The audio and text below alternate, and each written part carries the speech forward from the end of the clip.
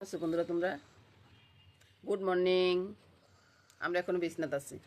বিছনা থেকে উঠে তারপরে তোমাদেরকে সব কিছু দেখাবো, ঠিক আছে? হ্যাঁ, বন্ধুরা গুড মর্নিং বলো, গুড মর্নিং বলো। এত আসতে বললি কি বন্ধুরা শুনছে? শুনে নেই তো, জোরে বলো, জোরে বলো। আচ্ছা বন্ধুরা, আমরা ঘুম থেকে উঠছি বুঝছো। তারপরে আমরা ঠাকুর ঘর মুছবো, তারপরে ফুল তুলবো, সব কিছু নিয়ে রান্নাবান্না আছে, তারপরে সব কিছু নিয়ে আজকের ভিডিওটা। তো পুরো ভিডিওটা দেখবে, আশা করব।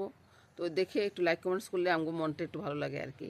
আর একটা লাইক করলে মনটা ভরে যায়, আর একটা কমেন্টস করলে আগামীতে ভিডিও করার উৎসাহটা অনেক গুণ বেড়ে যায়, সে আর কি। তো এই যে বিছানায় বসে বসে তোমাদের সাথে কথা বলতেছি, তো এবার যাব ঠাকুর ঘরে, ঠিক আছে? তো ঠাকুর ঘরে গিয়ে মানে ঠাকুর ঘরটা মুছবো, তারপরে ফুল তুলবো, সব কিছু নিয়ে ভিডিওটা থাকতেছে। চলো, আজকে তো একাদশী দিন, শুভ একাদশী। তা আমার মামনি বলতেছে আজকে তো পৌষ সংক্রান্তি, পৌষ সংক্রান্তির কথা বলার জন্য। আজ একাদশী দিন পৌষ সংক্রান্তি পড়ছে, তো কী করবো? অনেকেই ভাবতেছেন যে পৌষ সংক্রান্তির দিন কীভাবে পিঠে খাবেন, আর পরে পিঠে এগুলো থাকলে কীভাবে খাবেন। আরে ভাই, বুদ্ধি থাকলে সব কিছু করা যায়। আজ যে পৌষ সংক্রান্তি হয়েছে, ভগবানের তো আর একাদশী নাই। ভগবানকে পিঠে করে দেন না, ওই পিঠের প্রসাদটা রেখে দেন, রেখে দিয়ে আপনি পরের দিন খেতে পারেন। বুঝছেন? এটা হচ্ছে সমাধান, সেটাই বলে দিলাম। তো আমার কথাটা যদি ভালো লাগে, এই কাজটা করবেন। না, আবারও বলতেছি, পৌষ সংক্রান্তি অনেকে চিন্তা করতেছেন যে পিঠে খেতে পারবেন না, আজকে করলে কিভাবে পিঠে খাবেন। তো একটা কথা হচ্ছে কি, ভগবানের প্রসাদ কোনোদিন বাসি হয় না। আর ভগবানের প্রসাদ বাসি হইলে এটার স্বাদ অনেক গুণ বেড়ে যায়, বুঝছেন? ভগবানের তো কোনো একাদশী নাই। তো আজকের পিঠাটা করে ভগবানকে অর্পণ করুন, ভগবানকে অর্পণ করে কালকে সে প্রসাদটা খান, তাতে কোনো দোষ হবে না রে ভাই। কারণ ভগবানের প্রসাদ আপনি যে কোনো দিনে খেতে পারেন। তো ভগবানের প্রসাদ কোনো দোষ হবে না। আর ভগবানের তো একাদশী নেই, ভগবানকে অর্পণ করতে আপনার কোনো অসুবিধাও নেই। এই প্রসাদটা আজকে ঢাকা দিয়ে রাখুন, কালকে সকালে এই প্রসাদ দিয়ে পালনা করুন, বা সারাদিনে খান না, কেউ না করবে না। তো সেটাই বলবো, চিন্তার কোনো কারণ নেই। কী করতেছে এরা?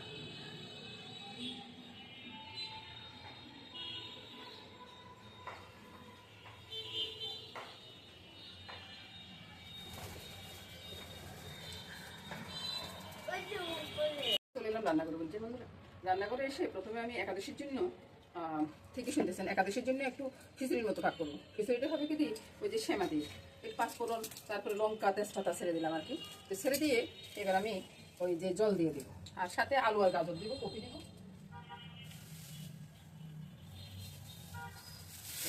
সাথে এগুলো দিব। আগে জলটা সিদ্ধ হোক, আর আজকে আর একটু সময় নেই যে এগুলো মানে ভেজে দিব আর কি। তারপরে দেখি কতটুকু করা যায়।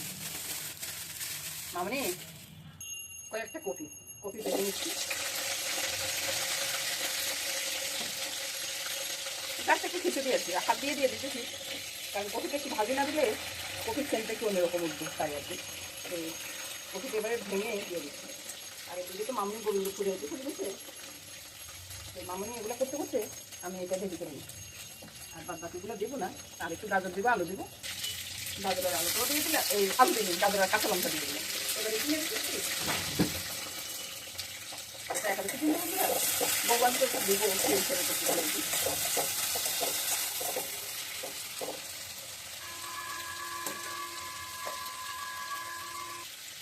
এবার বন্ধু আমি তরকারিগুলো একটু ভালো হয়ে গেছে, বুঝছো? এই স্বাদ অনুযায়ী নুনটা দিয়ে দিচ্ছি, আর হলুদ দিয়ে দিচ্ছি। চিনিটা একটু পরে দিব বন্ধুরা, চিনিটা দিব না তা না, কিন্তু চিনি অবশ্যই দিব, বুঝছো? চিনি না দিলে একটু তরকারি যদি সে একটু চিনি না দেন তাহলে ভালো লাগে না। এবার আমি নেড়ে ছেড়ে জল ঢেলে দেবো। একটা কথা আছে না যে ওই যে বেশি কিছু জল ঢেলে দিচ্ছে, বা এরকম একটা কথা আছে। আমি ঠিক একই কাজ করতেছি বন্ধুরা, এই যে জলটা ঢেলে দিলাম, ঠিক আছে? এবার দেখুন তরকারিটা বলক চলে আসছে, বুঝছেন? আমি কি করতেছি, এই যে শ্যামাটা দিয়ে ভালো করে ছেড়ে দিচ্ছি। আর শ্যামাটা সিদ্ধ হতে সময় লাগবে, এটা খিচুড়ির মতো হবে আর কি। একটু ভগবানকে অর্পণ করবো, আর এটাতে তেমন কোনো মশলা দিব না, একটু দইনা পাতা দিব, বুঝছেন? আপনারা চাইলে এভাবে করতে পারেন, ভগবান পূজাটাও হয়ে যায় আর একাদশী প্রসাদটা হয়ে যায়, ওই আর বন্ধুরা। চিন্তা করতেছেন চিনি দিব কি না দিব, চিনি তো অবশ্যই দিব, চিনি না দিলে কি হবে, হবে না। আর বন্ধুরা, পাঁচফোড়নটা ফোড়ন দেওয়াতে আপনারা চিন্তা করবেন না যে পাঁচফোড়নটা আমি বাজার থেকে কিনে নিয়ে আসছি। আমি বাজার থেকে কিনে আনিনি। পাঁচফোড়ন আমি কোনো সময় শস্য দিই না বন্ধুরা, ওই জন্য একাদশী দিন আমি পাঁচফোড়নটা সব পূরণও করতে পারি আর কি। আর ওই দিকটা দেখুন, ক্ষীর বসাইছি, মানে দুধ বসাইছি, দুধ দিয়ে ক্ষীরটা করবো। আমি দুধের ভিতরে দুধের ক্ষীর করার সময় কিন্তু অন্য কিছুই দিনে।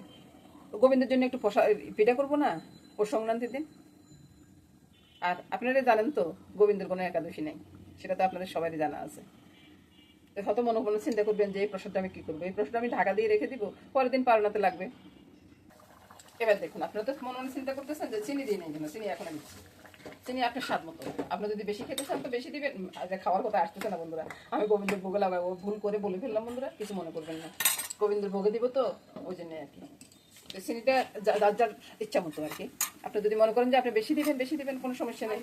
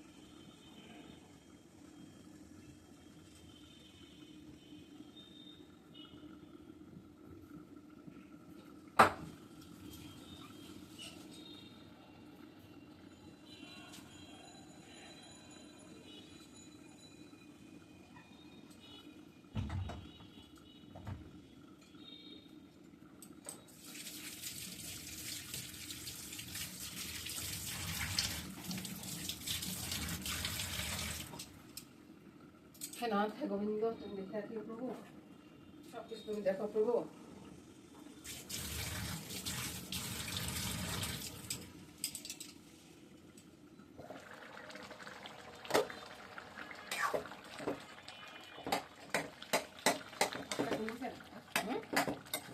না, ফোন দিনে বাবা, আর অনগার ফোন দিতেন না বাবা। এখন জীবন মৃত্যুর সন্ধিক্ষণে আছে, মরে গেলে মৃত্যু খবর শুনবে, আর ফোন দিতেন না। নিজের চোখের দেখা দেখিয়েছি। এটা করে মিথ্যাচার বা নিজের আরো কষ্ট বেশি লাগে, আর ফোন দিতেন না। আর মা আরে দেখি চোখের চোখ মানে বুঝুক, যা বুঝে কি না বুঝে, সে আগেও যে সময় আমি কানতাম একদম বেটি চোখের জল টট্টর করে করতো, যে সময় কানতাম সে সঙ্গে বেটি চোখের জল টট্টর করে করতো। আমিও কিছু করার ক্ষমতা নেই, আরও আমি অক্ষম। আমি যাই দিতেছি কি কাজে লাগতেছে, কি কাজে লাগতেছে, কোনো কাজে লাগতেছে না। এখন গোবিন্দই ভরসা, আর কিছু করার নেই। আর এখন আমি ফলো করবো না। এবার দেখুন বন্ধুরা, তাই হয়ে আসছি। তা আমি কি করতেছি, এই যে ধনিয়া পাতাটা আছে এভাবে কেটে একটু সরিয়ে দিতেছি। আর সব কিছু তো দেওয়া হয়ে গেছে, এখানে কোনো মশলা দিব না, সেটা আগে বলছি বন্ধুরা, কোনো মশলার দরকার না, একটু ঘি ছড়িয়ে দিই। আর ঘিটা ছড়াবো সামান্য একটু, কারণ হচ্ছে কি ঘিটা আমার নিজের ঘরে তৈরি করা ঘি, একটু দিলে না অনেকটা সেন্ট উঠে, বুঝছেন। আর বাকিটা রইলো কালকার জন্য, আবার করবো, ঘি শেষ হয়ে গেছে। আর বাকিটা কালকার জন্য, কালকে আবার রেডি করে নিব ঘিটা। এই তো হয়ে গেল, নামাবার পরে একটু দেখাচ্ছি। এই তো বন্ধুরা হয়ে গেছে, এবার নামিয়ে নিচ্ছি। আর একটু ঘি উপর থেকে একটু সরিয়ে দিচ্ছি। গোবিন্দের পূজা দিব না, গোবিন্দের যদি একটু ঘিটি দিই মনে একটু আনন্দ হয় বলুন। তো এই হলো আমার একাদশীর ভগবানের জন্য রান্না করা। ভগবানের যদি নিবেদন করার পরে প্রসাদ হয়ে যাবে, সেই প্রসাদটাই আমি গ্রহণ করবো। এই বন্ধুরা, নমস্কার বন্ধুরা।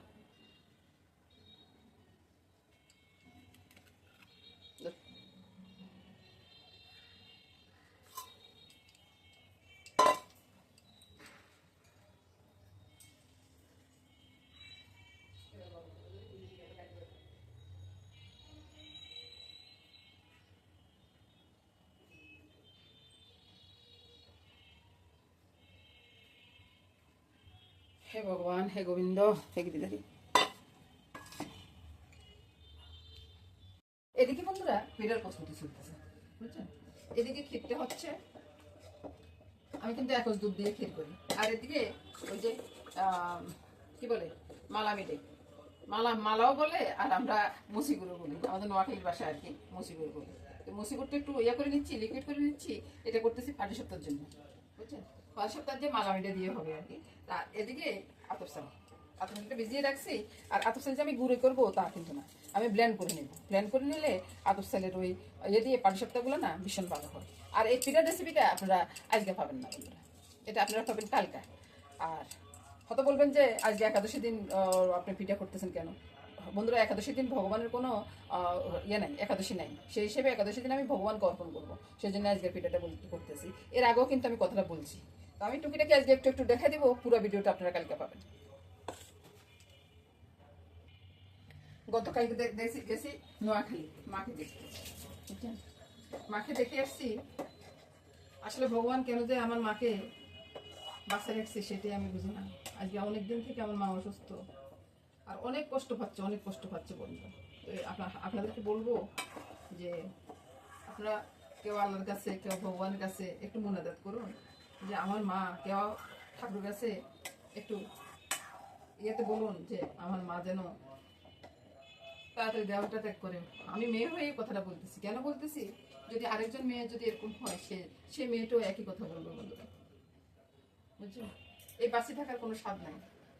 তো সেজন্য বলতেছি আপনারা ভগবানের কাছে একটু আরাধনা করুন যে আমার মা যেন তাড়াতাড়ি পরপারে যেতে পারে, সেটাই বলতেছি। মা সুস্থ তো হবে না, সুস্থ হয়ে উঠবে না বন্ধুরা। আর কালকে বাপের বাড়ি থেকে আসতে আসতে মনে মনে চিন্তা করতেছি, মা যদি চলে যায় হয়তো এবারে তারা আসবে না। তো ওইটা চিন্তা করে ওই বাড়ির আসার পথে একটু ভিডিও করে নিয়ে আসছি। তো কোথায় আমার বাপের বাড়ি সেটা ওই ভিডিওতে আপনারা দেখতে পারবেন। তো বন্ধুরা, সবকিছু হয়ে যাক, সবকিছু রেডি করি, আপনাদেরকে একটু একটু করে দেখাই দেবো কি কি পিঠা করতেছি। এরপরে পিঠার রেসিপিটা পাবেন আপনারা কালকা, আমি বারবার বলতেছি। তো আর আজকে এই পর্যন্ত আমি রেখে দিলাম। দেখেন এই যে ক্ষীরের কড়াই আর কি, ক্ষীরের কড়াইয়ের ভিতরে আমি জল দিয়ে, জলে বলক চলে আসছে, চুলাটা বন্ধ করে দিলাম। এখন এখানে সুজি নিব। তো অত বেশি বাড়াবাড়ি পিঠা করবো না বন্ধুরা। তো সুজি যাই আছে এটা নিলাম, এটার সাথে একটু নুন দিয়ে দিব। আমি ওই একটু ইয়ে করতেছি না, তো নুন দিয়ে দেবো। এটা একটু ফুলের পিঠার মতো বানাবো আর কি। তো আর একটু সুজি লাগবে।